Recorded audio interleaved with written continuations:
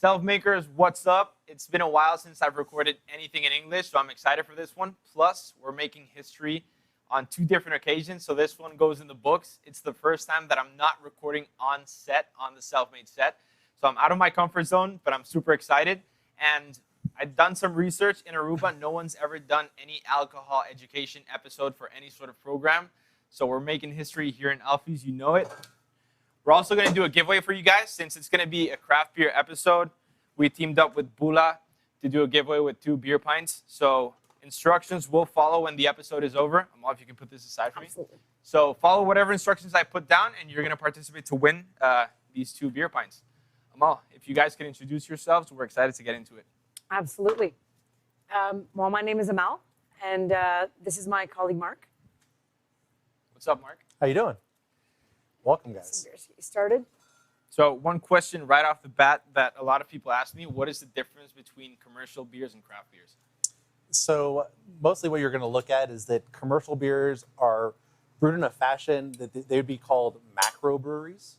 Craft beers come out of microbreweries. So you're looking at a difference of millions of cans produced a year versus tens of thousands of cans a year. Your commercial breweries like Anheuser-Busch, they focus on their big guns and they go mass market, where you've got these smaller guys who are looking at, we're going to sell you a product that we believe in and giving you variety and a quality product every drink and every sip. So it's like more artistic in a way? It's artisanal beer. Look at it that way. I mean, most people, like if you go and if you translate craft beer in Spanish, it's cerveza artesanal. Yeah. So it's artisanal beer. And that translates across the world. So what about the ingredients? Do they differ a lot in commercial beer and craft beers? Well, I mean, beer in general, it's 4 ingredients. It's water, it's yeast, it's malt, and it's hops.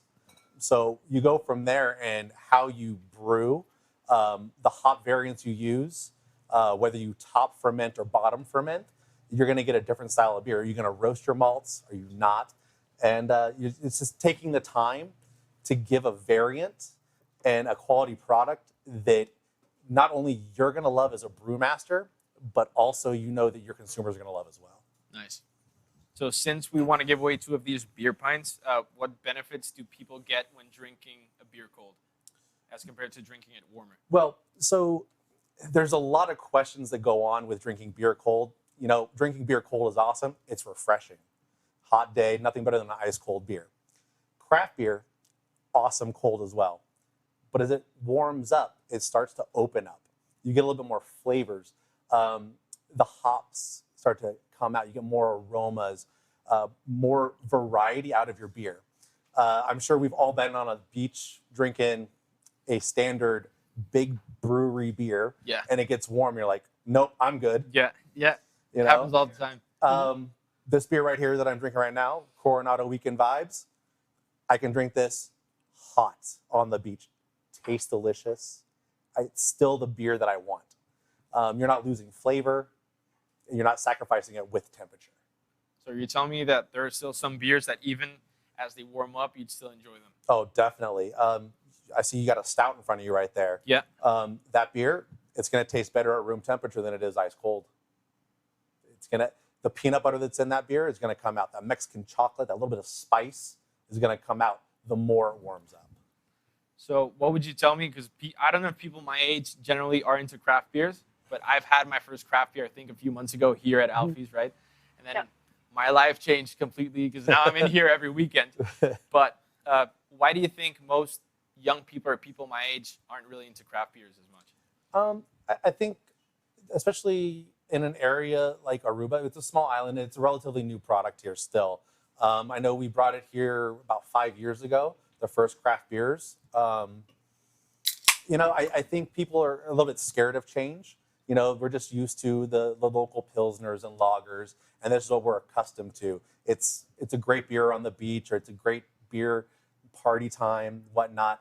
But beer has come so far in the last decade and a half, 2 decades, that now beer is more closely resembling wine. Yeah. You can pair it with different food items, get different varieties, different nuances. I mean, we've got an IPA there. We have a Mexican lager there. We have a peanut butter Mexican chocolate stout here. You just cracked this one open. I Yeah. just got the aroma right it's away. crazy. We have a golden L here that's hopped with dry hopped with South African hops. You know, here we have just a West Coast IPA that's citrusy and good. There's just so much variety, and people are scared of change.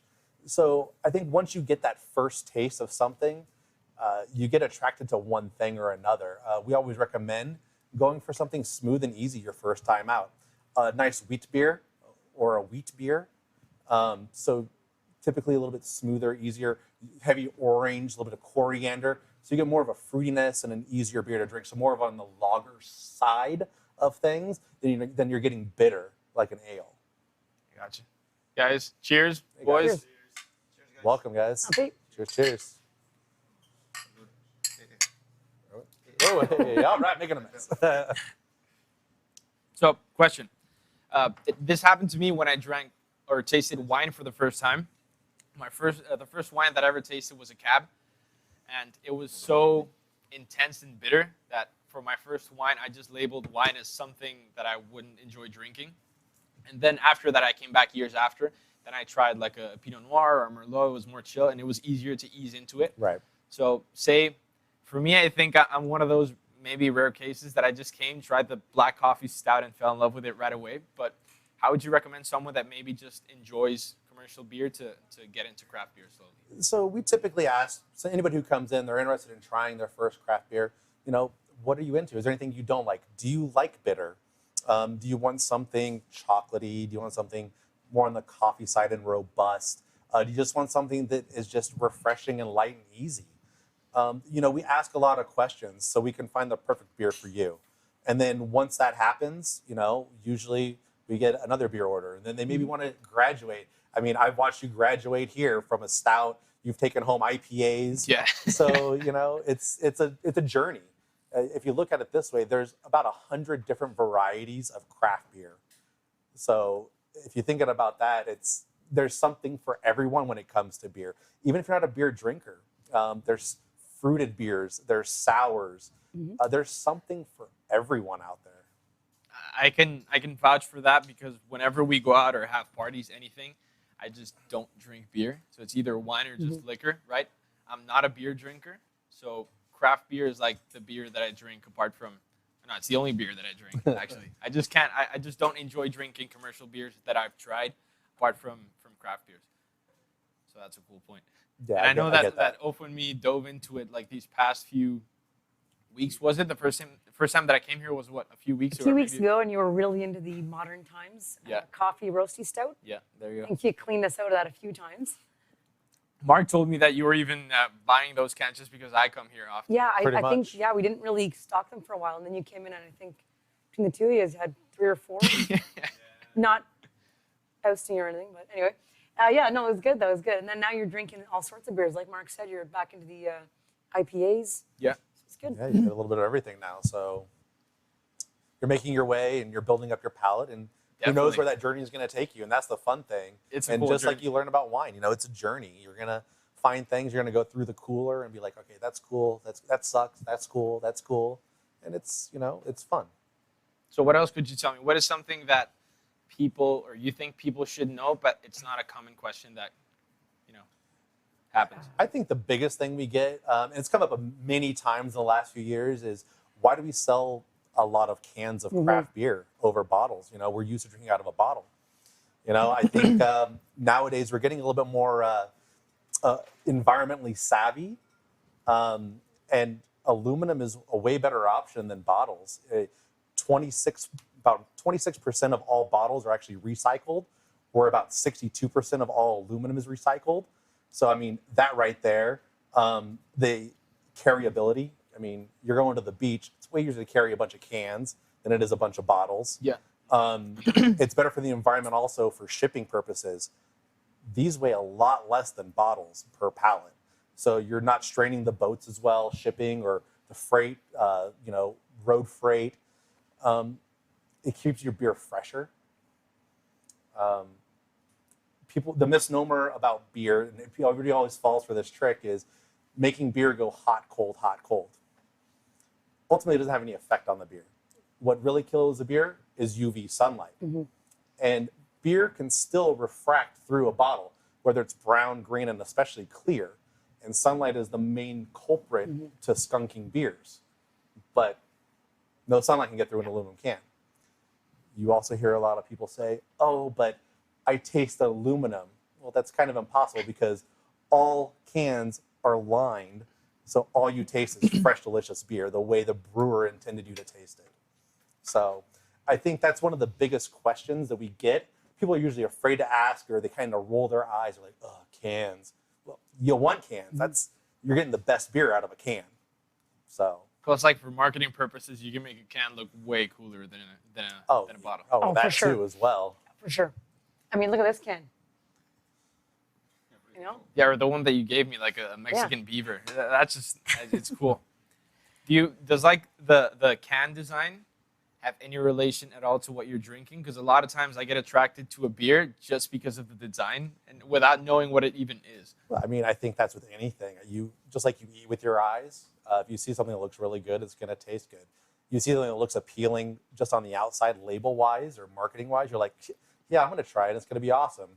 May not always be the case, but guess what? You bought it. So the marketing people did their job. Yeah. Of course, it plays a role. I mean, this is an all-black can. If you're into that, you're going to buy it, not knowing what kind of beer it is or not. This beer looks like the ocean, kind of tastes like the ocean. I want to drink it on the beach.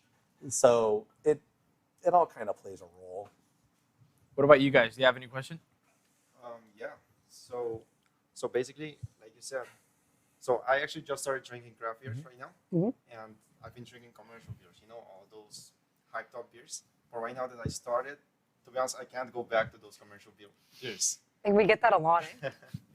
Like for real. I mean, it's more pricey, the craft beers, but Yeah, lo entiendo más cerca. but as I see, it's worth it. It's worth the price and all that. Only thing is, so the aluminum cans, right? Yeah. It doesn't make a difference if you drink it from the glass or the cans. At the end of the day, you're drinking a beer. A lot of people will debate that, whether it's better to drink a beer out of a glass or out of a can. I think if you're there to enjoy the product, it doesn't matter what vessel you're drinking it out of.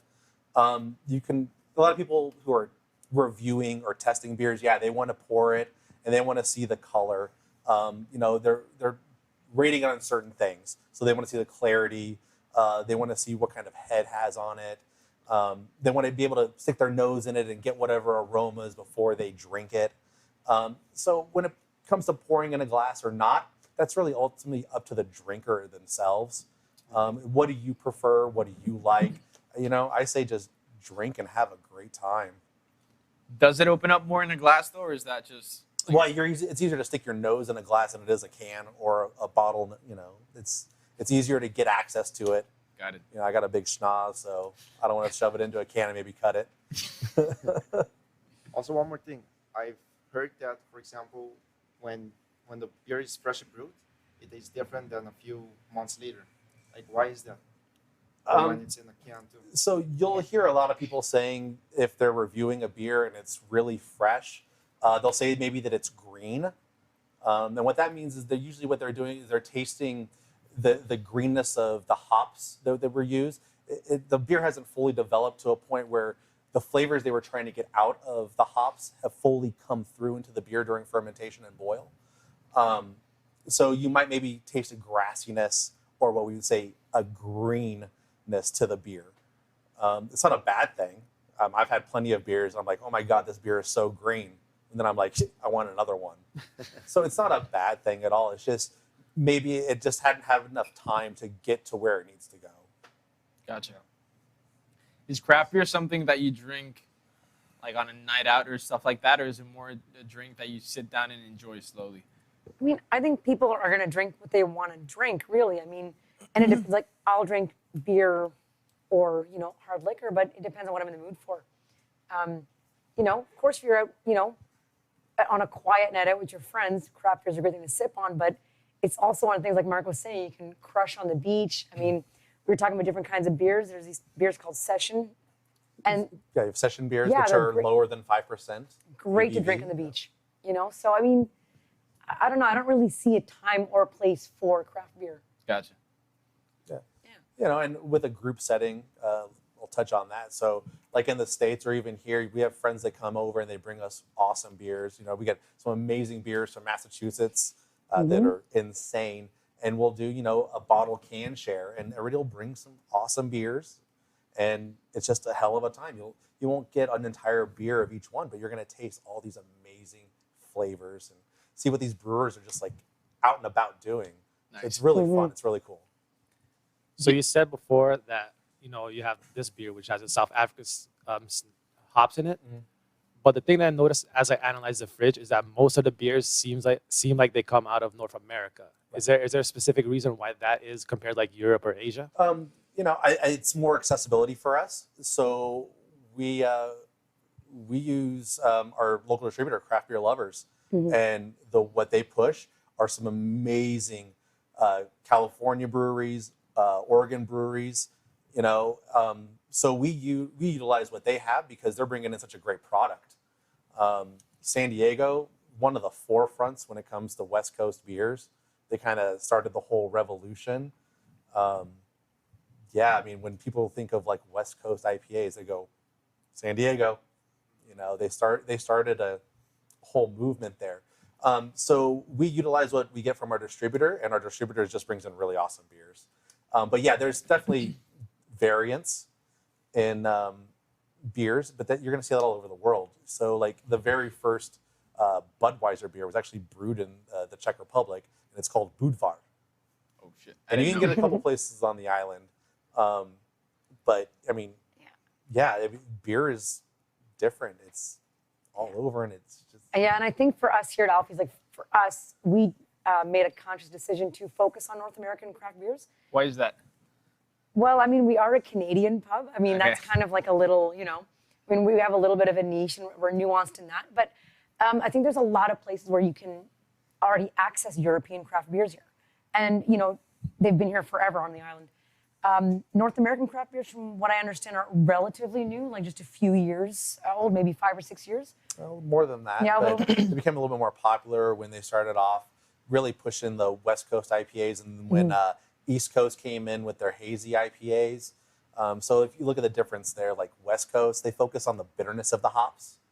And where East Coast, they were like, oh, you know what? We like IPAs, but now we're going to focus on the balance and the juiciness of the hops and give you a little bit more of a sweetness in their beer instead of just going, all right, here's your citrus bitterness. Gotcha. So, you know, it's different styles. So, you know, you've got your quads in Belgium. You know, you got your amazing lagers in Germany.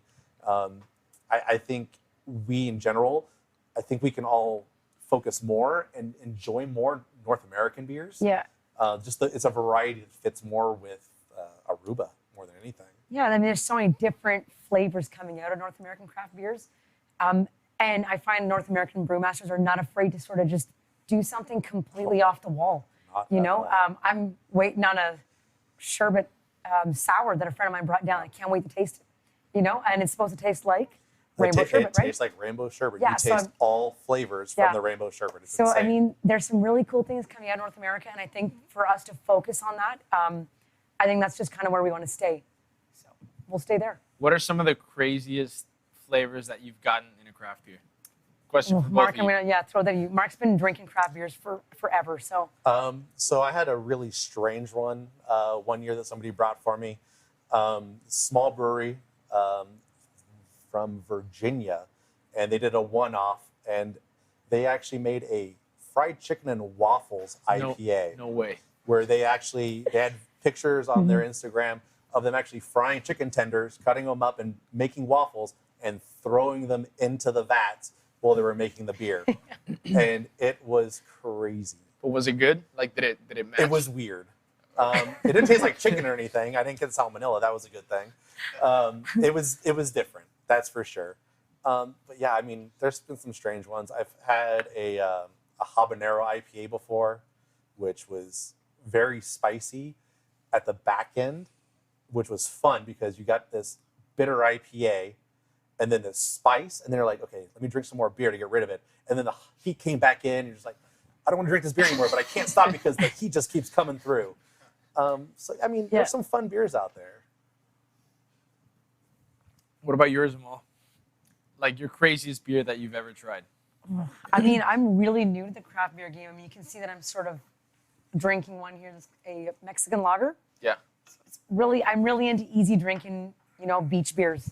So in terms of crazy flavor that I've tasted, I don't think I've been bold yet, but maybe later this half when we wrap, because we're going to taste a bunch of beers. Yes, we are. So when you ask me next time, I might have an answer for you. All right. One other question that just came to mind right now, since we are recording in Alfies, right? Is there a reason why the place is called Alfies in Aruba? Like, do you have an Alfies back in Canada, or? No, we don't. I think it was just kind of like a little bit of it was just funny. I don't know. I don't know why we did that. When I read that, I thought you had one back in Canada. So no, I mean, there was the idea of, it makes it a little franchisable, when we were sort of dreaming this place up. And it just seemed like, oh, okay, Alfie's in Aruba. So if we franchise, then we'd have Alfie's in, I don't know. Got it. Wherever else. And then it also is kind of a bit of a play on, so we named Alfie's after Peter's father, who passed away many years ago. But it kind of seems like his place. So Alfie's in Aruba. Got it. Last time that we spoke, it's official that you guys do have bragging rights for your burgers. So I'll let you guys sort of feel that one. No. Although it is a craft beer episode, just like Mark said that he's tried some crazy beers before. You guys do have some crazy stuff on the menu that we just spoke before shooting. So just throw a bit of that. Yeah, we do some really. I mean, Mark and I sort of dream up these little, special food nights, and one of them stuck, which was our Nashville hot chicken nights turned into the weekend. It's like Friday, Saturdays now. And I think the craziest thing on that is the Goober sandwich. So that's which you had. Yeah. So what we do is we brine our boneless, skinless chicken thighs because it's got more flavor and it's just yummier. We brine it in buttermilk, our own seasoned buttermilk, for like 24 hours.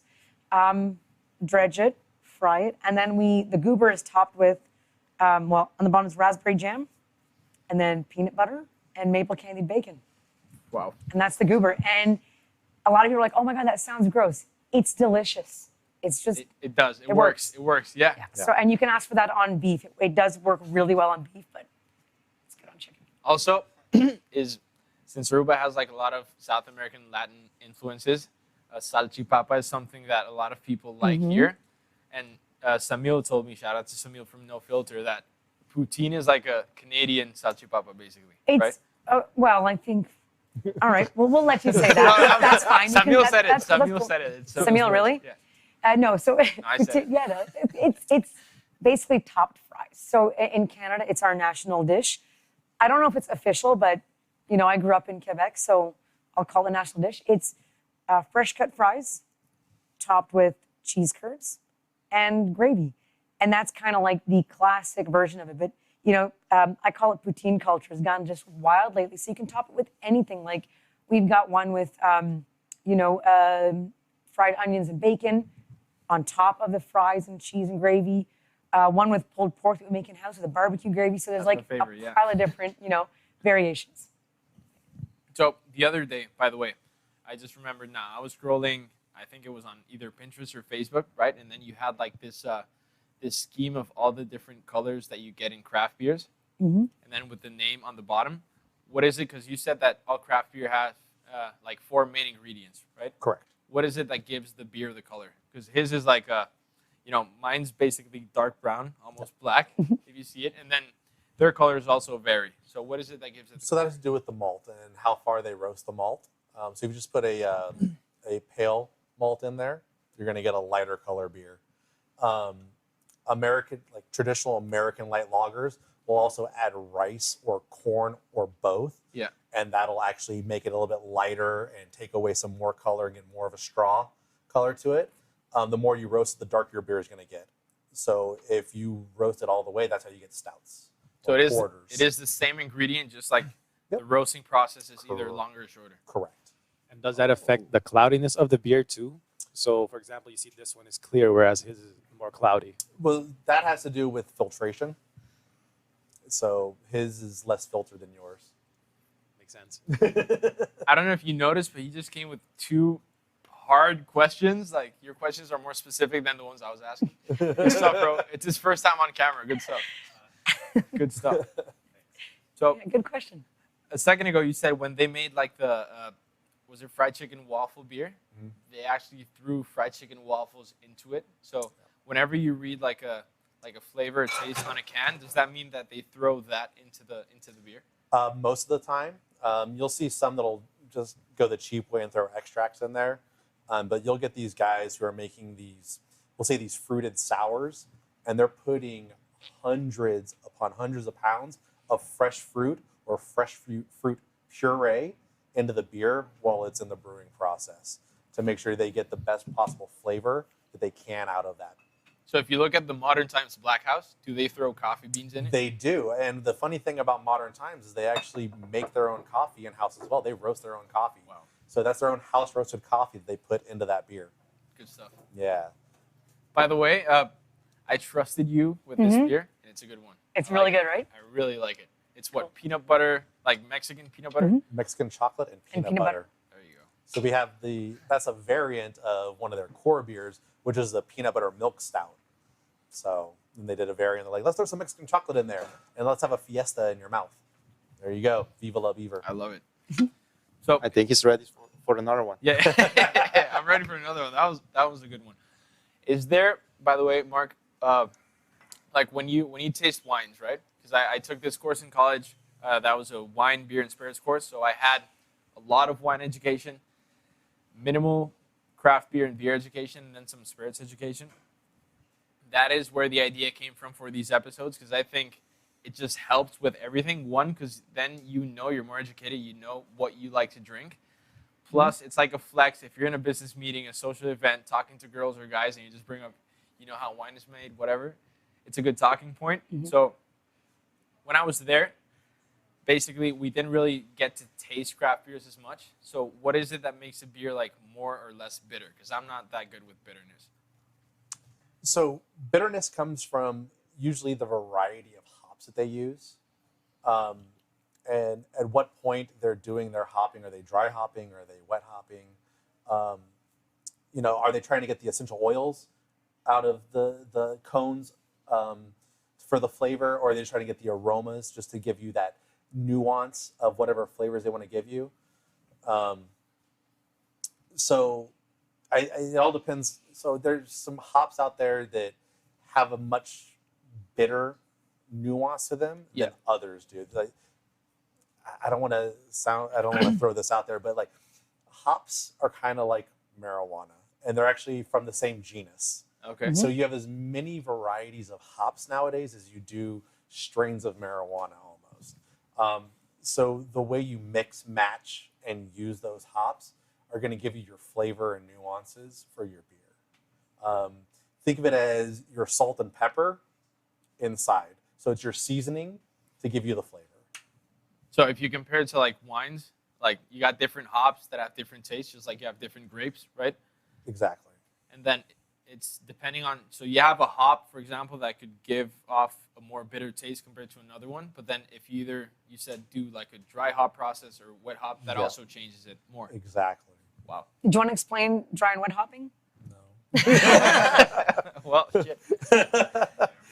Unfortunately, I know enough about it as far as drinking it and what I'm going to get out of each process. How it's done, I've never brewed a beer. So the process of how they dry hop and wet hop, that's beyond me. I think we've talked about it before. I think you're overthinking. It's when they throw in like the coast taste is when they throw in the hops during. It depends on whether it's during the wort or during the ferment. Right. Exactly. Yeah. That's kind of. Yeah. Would you, if I ask you to explain like simply how the beer making process goes, would you be able to? I probably wouldn't. But. I could go from your wort, your boil, to your fermentation, to filtration, pasteurization, bottling. Done. Yeah, that's probably that. Yeah, that's probably it. Yeah. So does beer have to age for a long time or not at all? So you basically want to normally drink beers like this fresh, but there are certain beers that you do want to drink later. There are barrel-aged beers out there. We've got a couple in here. It's from the sour. We have a couple of barrel-aged sours. Yeah, I think we do. Is the Rolling Thunder barrel-aged? So here's a barrel-aged sour right here. Have the Stout there. The Rolling Thunder is barrel-aged as well. This one's super limited. Yeah, So we do have some sort of examples I'll show you, then I'll show the camera over there. So these are limited edition sours from Belching Beaver. Yeah. What's a sour? If you, So it just tastes sour? it's a sour beer, yeah. So that's kind of what I'm really into right now. I'm into sour beers. And with sour beers, you're going to get a lot of like fruited sours. So we've got one that's passion fruit and guava. But it's really tart. It's a really sour beer. And again, that's kind of what I'm into. Mark is not really partial to sours. Yeah, I mean, a lot of times in sours, you'll get what they call is they'll use Brett. So it's a type. God, it's an organism. But it's they throw it in there and it basically sours the beer. It attacks the yeast and creates a sour in your beer. The full name is Brettanucleomagnum. Shit. Like, yeah, I can't even spell it, so everybody just calls it Brett for short. I just noticed that you guys are funny, but as the episode goes along, you guys are going to get funnier. Well, let's have another beer. How's your beer doing there, Mark? Is it okay? It's getting there. Yeah, mine's getting a little warm, but it's still fine, like he was saying. Like, I mean, and he knows that usually with like the bigger brand beers, I get about this much. Really? Yeah. No, shorter. Yeah, there you go. No, I drink more than that anyway, and I just toss it and get a new one because I can't drink it warm, but this is fine. This one was great. I mean, the glass actually did help to keep it cold because it didn't even go like warm or room temperature at all, so that was great. One question also, by the way, when tasting, I'm going to compare a lot of stuff to wine because I do know a lot of people are into wine and not that many yet compared to wine into craft beer. So when you taste the wine, they walk you through this like process of like swirl, sniff, taste, right? When tasting craft beers, is there like a process like that, or you just go for it? So you check appearance. So Yep. you look for clarity. You check out the head, aroma. You know, what are you getting from it? Do you smell cracker? Do you smell citrus? Do you smell chocolate? You know, what do you get from it? You check it out again, and then drink it. So it's like a similar process. If you're reviewing it. If you But wanted to. if you're a drinker like me, just you pop it, cheers, and you go for it. So, also another question. I'm going to compare a lot to wine. I hope that doesn't annoy you. But when we're learning, you have like primary, secondary, tertiary aromas that come like from different stages from the winemaking process. Do you also have like different layers when it comes to beers or beer aromas in general? I think it just depends on the beer itself. So like lager style beers, typically you're going to get like a cracker or breadiness, more bakery style smells. It's like everybody says, oh, it has like a cracker smell or it's bready, because those are smells that are typically involved in baking. You know, with stouts, you're going to get, you know, more robust scents, you know, coffees, chocolates, stuff like that. Certain IPAs, different ales, you're going to maybe get a citrus smell, or maybe you'll get a fruitiness, like, you know, faint guava, you know. So I heard one time somebody said, oh, it smells like they put some of ocean air in here. I don't get that. It looks like the ocean, but it doesn't smell like the ocean to me. But yeah, there's no primary smells that go on with beer. I think it depends, just like in wine, it depends on what your nose picks up. And I think if you're going to compare, like you've been comparing wine and stuff, we're not going to use smells like, it smells like red cherry, tobacco, and damp earth. Okay. You know, you're going to do more like normal flavors, and you're going to smell, you're like, it smells like something I want to eat. It smells like a grapefruit, or it smells like a guava. You know, it has more palatable flavors than tobacco and damp earth. So, but I get it with wine, it makes sense. But beer, I don't want to smell damp earth or tobacco. One thing that I really noticed after taking like that course, or like, because whenever we walk into Alfies, I think I do ask you questions at given times because I just get very curious as to what I'm drinking. And then in the process of learning what you're drinking, you just get to appreciate it more, you know? So back then it was just, I just want to, you know, pop a bottle to like get tipsy or whatever, to enjoy the party more. That's just how it goes. But then when we come here, now we just, like, I like to experiment every single time I get a new one, just to like know what I like and how far I can reach. And then you just get to the point where you just like sit, sip, and enjoy more. So that's just great. Like I just love to pop the Modern Times Black House, since I just love black coffee. I drink it every morning. So It's great. Well, that's the thing. You're going to find that one beer or those few beers that you're like, I want to drink this all the time. And then you're going to be like, you're going to that point, you're like, damn, I've had everything. Like, now I want to try something new. I want something different. Like Amal said, like, I'm not a big sour person, but I'm also not opposed to trying different sours as well. Just to see if maybe there's one out there that I do enjoy or I do like. I know what I do like, but there's always something else out there to try. Is that a gift? It is a gift. There you go. Cheers. Just Well, you're the because only it's one my that's empty. favorite, I feel sort of bad, you know? No, it's fine. Don't worry. So, Mark, sometimes it feels like there are a lot of fancy names and words being thrown around. Mm-hmm. So if you could walk me through like the IPAs or what, for example, hazy means when you're describing a beer. Yeah, so basically hazy has to do more with, they call it hazy because of the clarity. Usually it's a filtering thing. So it's a little bit difficult to see through. Like a stout you're pouring right now, the clarity on it is almost next to nothing. Yeah, it doesn't exist. You can flash a flashlight through it and not see it through the other side. You know, there's a lot of terms out there. We can go over a lot of them if you'd like. Clarity. We can go over IBU, International Bitterness Units. So a lot of people, I think a lot of people hold on to IBU, and then the bitterness of a beer, and they go, oh, it sounds too bitter for me. Or I've had an IPA, which is an India Pale Ale. It just sounds so bitter because everything I've had is high IBU. Well, IBU doesn't really mean that much anymore. I mean, I've had some high IBU beers, but that's like, those are like one-offs and those are crazy and they're not very palatable. But I think most beers, if you're looking for something bitter, you're gonna find it.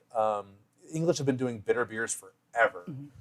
English strong ales and English bitters, and then at Russian River Brewing, they started making the West Coast IPAs a while ago, and it kind of just went off. So they made these bitter beers, but they weren't bitter just to be bitter. They were bitter with nuances. So you got citrus bitter, you know, the same passion fruit bitter you would get when you eat passion fruit, those kind of bitters. So like flavors you're familiar with that hit your palate in a different way. I mean, even the Black House, it has a bitterness to it, but that's the coffee bitterness you're getting from it. I love it. You know? So I think people look at bitter and IBU like really wrong nowadays, and you shouldn't base a beer on IBU anymore. Just try it out, and maybe it hits your palate differently. So you've got SRM, which basically has to do with color. You know, higher the SRM, the darker the beer.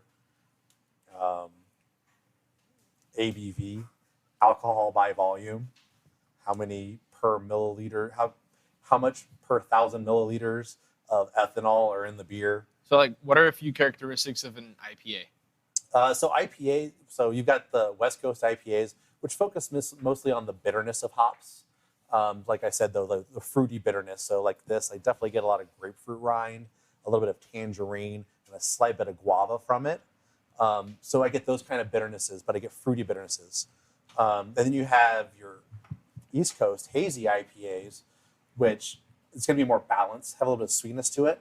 You're going to get a lot of the same flavors. So like maybe some passion fruit, maybe a little bit of guava as well, maybe some stone fruit, peach, or mango. You're going to get those kind of nuances out of IPAs.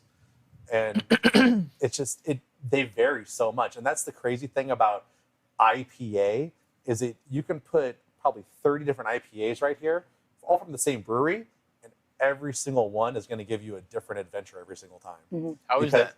Well, they're using different hops and a different method of the way, like we talked about wet hop and dry hopping.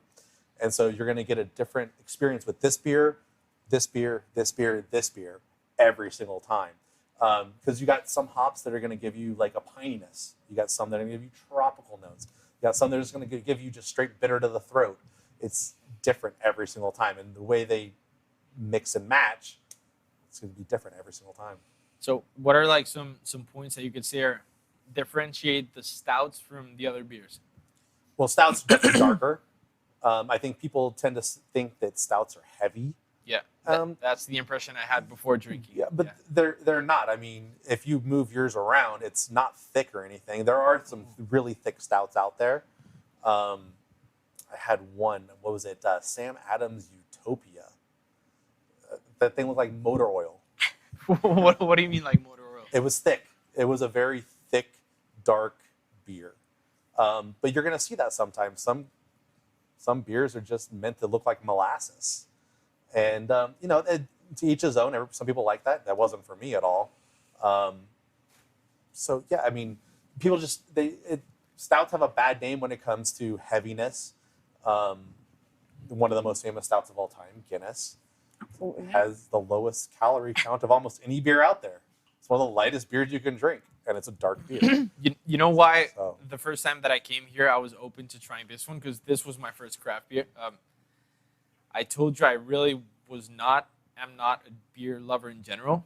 I took a trip once to Dublin, Ireland.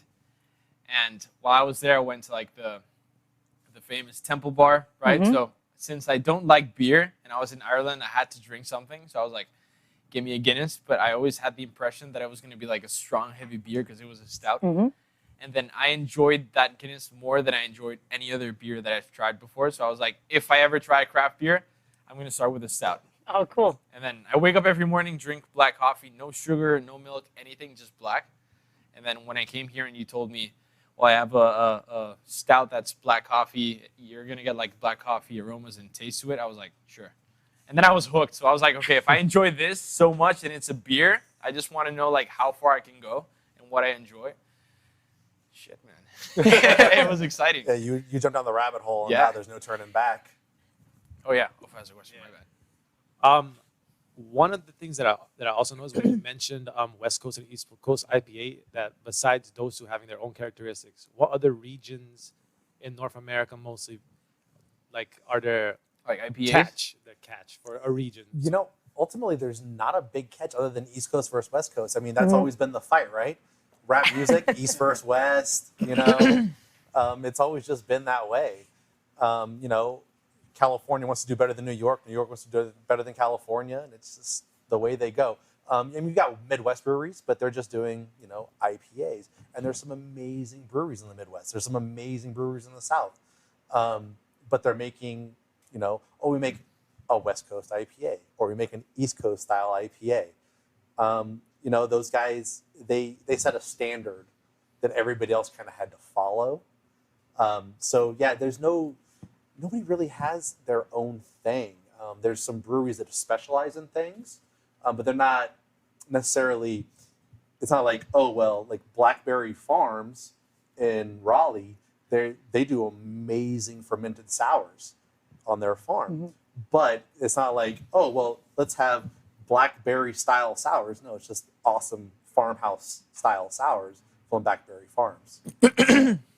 And another thing, why is the norm cans or bottles and not tapped for craft beers? What, do you mean draft? Yeah, sorry, draft. Oh, well, draft would That's be for- awesome. Yeah, it's for us here. Though. Yeah, It's difficult. draft would be really awesome. It's just so difficult to get Mm-hmm. kegs here. We talked about weight before. So the weight of a keg, a metal keg, versus cans, it's insane. The way you have to have kegs shipped, they have to be shipped refrigerated. Otherwise, you could have some issues because there's zero pasteurization. So with unpasteurized beer, you're going to have issues. It's a nightmare. So there are certain beers that do one-way kegs, which are plastic kegs. But again, we're talking about pasteurization and how it's being shipped to us on this small little island. We've had a few different kegs, and they've been awesome when we've been able to get them, and they've been fresh. But then we also have issues when trying to get them released, and yeah, things can happen. So it's not always Things do. It's not always the distributor's fault, and it's not always the brewer's fault. It's somebody else's fault, and we all look bad for serving it, so it doesn't look good for us. So that's why. But draft beer is freaking awesome because it's fresh and it's unpasteurized. I got a question for the two of you. So if you could explain it in short, how is it that you got into craft beer from the beginning? Then I'll ask you. But I know, Mark, You basically said he was born with like a craft beer can in his hand. Essentially, yeah. Mark was born I drinking should've- beer. I think it was a Miller Lite can though. My dad wasn't It's okay. very wealthy. PBR, and then you kind of went. Yeah. So my very first craft beer was when I was 21. Yeah, Because 21. that's the legal drinking age in America. Maybe you were in Aruba. No, it was a New Belgium Fat Tire. I remember it was my very first craft beer. And it's an amber ale, so it's a super easy drinker. It's very approachable. So that was my first craft beer. And I was like, all right, this is good. And then I moved away from that, and I was like, oh, let me just drink some malt beers. And I went on to that, and then we had this small little place open up. And I say small as in they didn't have many seats, but this place only focused on craft beer. They had 83 different beers on tap and about 230 beers by bottle or can. So we used to go there on Monday nights with my friends. It was 250 pint nights. And we'd each take $20 and get slaughtered on craft beer. And I still remember this brewery isn't around anymore, but they were from Austin, Texas. And this was actually the first IPA I ever had. It was Big Oak from Live Oak Brewing. And it was fantastic. It was like, it had every note that I wanted. It gave me that rind of a grapefruit, pithy citrus bitterness, but it was super light and refreshing. And it changed my world. I was just like, oh my God. I go, this beer is like everything to me. And then I drank a lot more, and I don't remember the rest of the night. So that's how I got involved with it. And so I never turned back. I mean, once again, I went down that rabbit hole, and it got stupid and put a beer belly on me. And now I crave stupid beers all the time. And by stupid, I mean strange, delicious, one-off beers that I have to have my friends from Massachusetts bring me. And I love them every moment for it. So it's crazy. Since you said that, I think me and Ofo like strategically planned to go to CrossFit the day we want to drink craft beer. we just got Edwin into it right now. He just joined CrossFit. So I think the best decision was to like work out this morning on an empty stomach because we just know we're gonna come here. Just for future reference, I will not be joining CrossFit with you if you ask. It's not happening 100%. It's really fun. I just tried it. It's not fun. You can't say CrossFit in front of the same Are you just against fitness or CrossFit? In No, I just don't want to ever say I'm going to CrossFit to anybody that I care about. I'm not judging you. Just don't ask me to join CrossFit. That's all I'm saying. No worries. Yeah. Yamal, do you want to come to CrossFit with us? That's it. Turn off the cameras. We're done. No. Did you want to? Okay, so I mean, you were in terms of craft beer. How I got into craft beer, I was visiting my sister back home in Ottawa, Canada, and I never really drank beer. It's just not something I liked. She was like, "Oh no, I've got some beers." Like she's really into craft beer. Her business partner as well are like super into craft beer. So I was like, okay, and she had one. I guess they called it a dock beer. I think it's a session, but it was called like a dock beer, and the brand was Cameron's, and it was just too easy to drink. That's all it was. Too easy to drink, and then that's when I started getting into beer in general. Also having kidney stones. Yeah, my doctor's like, drink some beer. So that's kind of also how I got into beer. But now and just hanging out with Mark, who I call my big brother. He's Horrible been starting, influence. yeah, super bad at just getting me into, like I'm still like in the like lager phase, the sessions and the sours, but I'm hoping to someday sort of grow my palate and get into like IPAs for sure. So say you have someone walk in today that tells you, I don't really like beers at all. I'm going to have a burger, but since I don't like beers, which beer would you recommend me to start with? Well, we have actually a lot of really good intro to craft beers. I mean, we have the one from Rogue, the Dreamland Lager, super easy, or the But wheat beer. they don't like beer. They don't like beer. So that's a beer tasting beer. I mean, it tastes like beer, but it's super easy to drink. Yeah. We've also got the Salty Crew Blonde Ale from Coronado. Okay. We've got one, the wheat beer, if you like, the orange wheat beer from Coronado. I think it all goes back into how we talked earlier. Amal, she'll go to a table when people are here and they'll ask that question, and she'll do nothing but ask them questions and continue to ask them questions until she can pinpoint one or two beers that she's like, all right, this is what you're having. So like, could you walk us through that process, sort of how it would be? Say, because we already did that live experience with me and with Yeah. Ovo. So I think he was the one that, since he didn't come to Alfies with us, like reenact it if you can. Like, how would it go? Okay. How would it go? Yeah, all right. Hey guys, it's my first time. All right, trying craft beers. What do you recommend? And then we get really loud and we go, beer virgin! We should get a bell for that. We should We should totally do that. Okay. Yeah. Did put it on the list. So, I mean, first of all, it's like, okay, so do you drink beer generally? What's your favorite, big brand beer? I like Amstel Bright. Okay, so you kind of like something a little easier to drink. Did you want something a little more full flavor? Did you want something with a little bit of bitterness? Or did you want to sort of ease into drinking crafts? Just want to get lit. No. You want to get, sure, no problem. Hold Got on. you. We got just a beer for you here. Here you No, go. I actually saw that one. A lot Yeah. of people recommended it, but since I saw the label, Yeah. it looked like something that hits you. And I'm like, So yeah, "Oh, I this don't is a want West Coast IPA, and this one's sitting at 9.8%. that."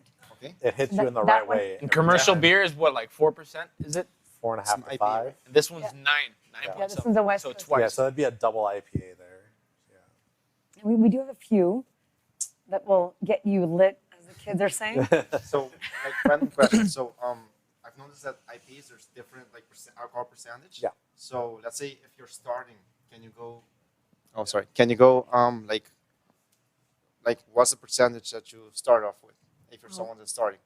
I think it depends, like, if you want to get lit or not. Okay. So we talked about earlier, so there's session IPAs, which are below 5% alcohol content. And then usually goes from there. So typically an IPA is between 5.5 to 7.2. Okay. And then you go to double IPAs, which go Double, to yeah. about almost 10-ish, about 10. You got triples, which can go to like 12, 13%. What? I saw a quadruple that was 13.5% IPA. I'm going to stay away from that one. But when it gets to that point, do they really say, I want to put in some nice flavors, or is it, I want to kill this guy? You know, that's You the know? big dilemma in question. There's very few that I've had. I've had a triple IPA, and it was really good. There was a lot of sweetness on it, but there was that boozy burn. Like if you're drinking like a shot of whiskey behind your Amstel Bright, Yeah. it's kind of that thing going on. But it was drinkable. I wasn't conscious the next day, but it was drinkable. Of all the beers that I've tried here, the one that was closest that I could resemble to like a sort of juice that I was like, this is really fruity, was, I don't know the name, but it was the one with like a great white on it. Oh, that would be Bigger Boat. Yeah. Yeah.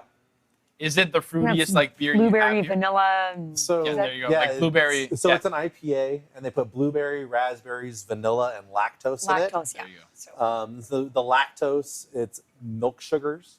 So what that's going to do is give it that sweetness. It's going to give you a little of a smoother mouthfeel as well because of the milk sugars. Kind of like a stout, or like we have the milk stouts, milk sugars in that. There's no actual milk in it, but it's going to give you that sweetness that you want. So stouts versus milk stouts. One's more bitter, one's a little bit sweeter. yeah, essentially, so the milk sugars don't get broken down by the yeast, and they stay, throughout the process. So that's why it adds the sweetness to the beer. So since you have like 3 beer curious dudes right here, and I think I've asked as many questions today as I've asked when I came like last week, because I always ask you questions. Like I know Mark's busy, but I always ask questions.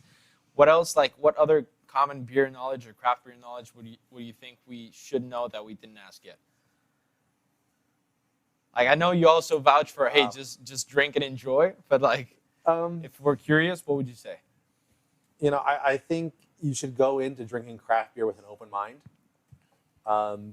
And you should be going in looking for, not to find that one beer that makes you happy, but finding that journey that you enjoy. So you like stouts. So I recommend every single stout you find, try it.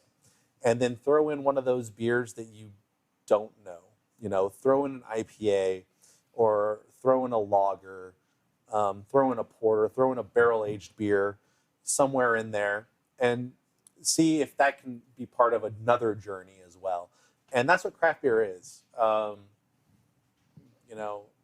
Unfortunately, we've had with the 2020 crisis, we've had a lot of breweries that had to shut their doors because of it. but these guys are still busting their asses. I mean, these guys are artisans. You know, they're chefs with beer. And Absolutely. I think the more respect we pay to them, you know, we're able to get that market back up again. And we're going to get some awesome beers continually. So just, it should be a journey. It's make it what you want it to be, you know, and just have a great time with it. Experience it and then tell your friends, hey, this is what I like. You want to try it? You know, be a dealer. Give them that first taste for free. It's how it goes. Yeah. It's literally how it goes. Because I think the first time we came, it was I came after like a no filter episode. Remember, with Samil and the whole crew. Yep. So it was Ashwin that was like, you have to try this. I was like, I never drink craft beer. He's like, the first one's on me. You got to try it. Loved it. So I told Alfie, you have to come here. You have to try this beer. Now we're like a group of 5 or 6. They just come here regularly. So that's how it goes. Definitely. Thank you. Yeah, and the other thing about craft beers is, I think we didn't touch on this yet, but there's a lot of beers that are seasonal or, you know, one-offs or limited releases. So what we do here is, through the incredible help of our amazing suppliers, they kind of get their hands for us on all these really cool limited brews. So we'll update our social media as we get it, and we don't know how long we'll have it for, but if you really get into craft beers, it's really worth making sure you taste these one-offs, just because sometimes they're just so bizarre. And sometimes they're just so good, like the idiot IPA that just came back. You know, it's a tap room release, and we're really lucky to have a few cases of it. No kidding. So it'll here for a limited time. That's not really for us a marketing play. You know, it really is here for a limited time. And if you're really into craft beers, try it. You know. So when you say one-off, what is a one-off? So I'll go back to so we have Craft Beer Festival, or we had Craft Beer Festival for a few years on the island. One year I was able to get a brewery out of Miami to give us a beer that they've only brewed once and will never brew again. And it was Intergalactic. I forget the name of it, but it was a play on basically Beastie Boys' Intergalactic song. And what it was a hazy IPA that they put grapes into. Okay. It looked like grape Kool-Aid when you poured it out. Wow. So it was like purple beer? It was a light purple beer. And you got that Kool-Aid sweetness right off the bat, and then it went into a little bit of bitterness, like very slight bitterness. It was strange, but I brought 12 cases to the island I was able to get. And luckily I had somebody who was able to go to the brewery. They picked it up and then shipped it to us just for the Craft Beer Festival, and we were gone like that. Yeah, I mean, it's one-off. They'll never do that beer again. And a lot of breweries do that. They'll be like, okay, we have a special release, or they'll bring it back maybe a few years down the road. Or, like she said, a seasonal release. But it's kind of like bragging rights, right? You get on Untapped, you snap a picture of this beer that was a one-off. Yeah. And you're like one of the lucky, I don't know, couple thousand people that got to have one. So, I mean, that's really cool. So, yeah, it is kind of a cultural thing, like a craft beer culture. Yeah, they're used bragging about what you've had. And like I said, uploading to Untapped. Yeah.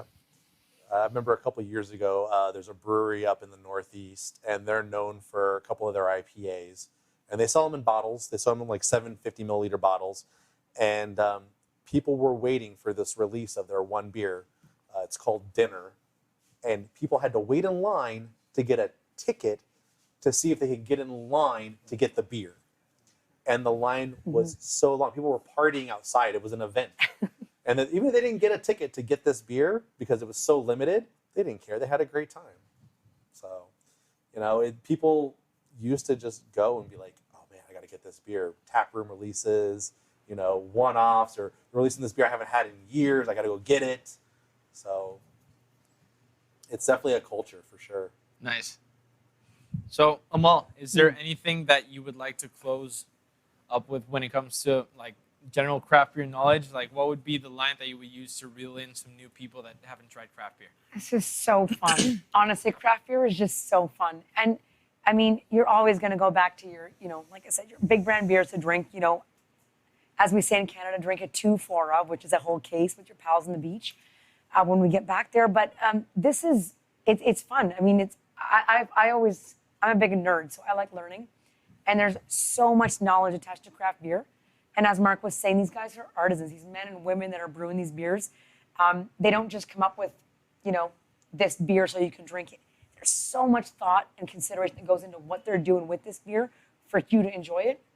It's totally worth the journey. So give it a shot. You don't like it, what's the worst thing that can happen to you? You don't like a beer. Yep. I On like to the next that. one. Yeah, exactly. On to the next one. I'm going to close off on this topic before we go over to the tasting part. So as for this, thank you guys, both of you, for sharing this knowledge. It's just, I think we just Thanks for having us. reenacted every Saturday when it comes to Alfies, me being an Alfies.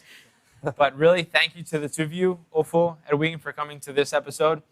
It is the first time that I recorded off of my set, I'm being honest. Cool. And I've done light research, not too deep, so I might be wrong, but probably I'm not, that Aruba hasn't had like an alcohol educational episode anywhere. So Alfie's already made history with us. So it's going down in the books.